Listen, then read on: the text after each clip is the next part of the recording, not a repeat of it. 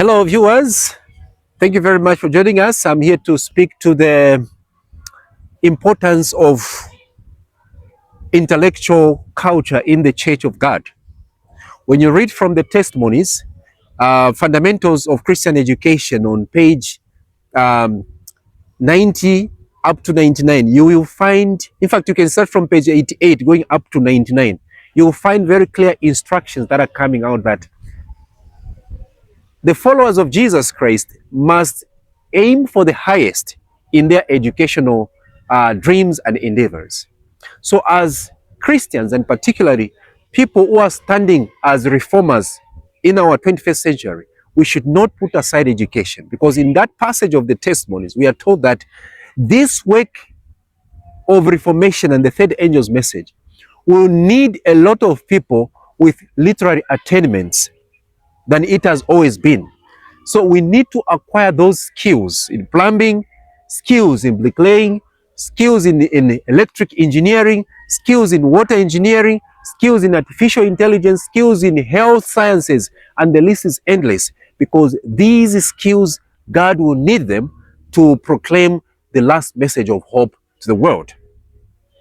And when you read from Mind, Character, and Personality, we are told that if you're aiming for the highest, if you have dreams to one day stand at the apex of decision making in different fields of study, don't hesitate in doing so, because there is no sin in doing such a thing.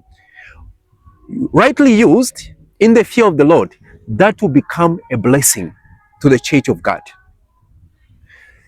We are speaking about the graduation that just recently happened at the University of Zambia, the 55th graduation ceremony of the University of Zambia. This graduation ceremony was blessed by a theme, transforming lives through innovation, teaching, research, and responsiveness to competence-driven future. As a church, we should not give a blind eye to or ear to that. Why? We need to be responsive to the demands and the needs of the society today. We need to do research through the Bible studies that we do, through the lessons that we have every day. We need to compile knowledge that can be transmitted to the society. Now, this knowledge should not just be through the traditional means. It requires intellectual culture in order for us to reach people in high places. Without that knowledge, we will remain in the valley. God demands that we reach to the people in high places. When you go to Christian service, there's a dedicated chapter which demands that we should reach the wealthy and influential in the society. How are we going to reach them if we don't have the intellectual culture?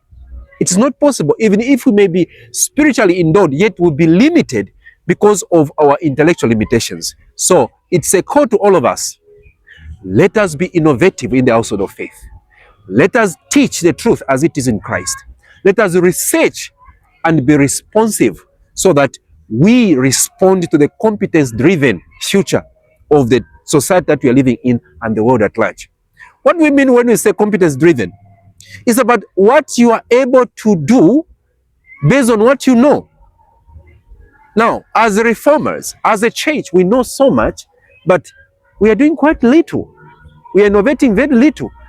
And alas, we are even going to the world to seek for solutions when normally we are supposed to use the knowledge that we have researched to create ideas, to innovate things that can actually solve societal problems. There are societal problems in families, societal problems academically, societal problems financially. There are all these problems which the world should be able to consult us. But unfortunately, we are not able to do this because we are not showing competences. We are not able to do something out of what we know.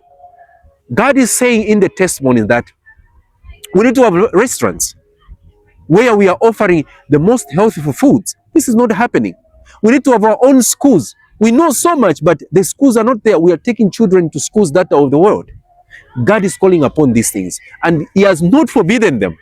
Rightly done, they can be a tool to influence the society. And that's why, as University Campus Fellowship, we want to expand in all the university campuses and colleges and eventually build a center of excellence in all these dimensions that we have talked about. So if you are listening to this for the first time, share this with your friend.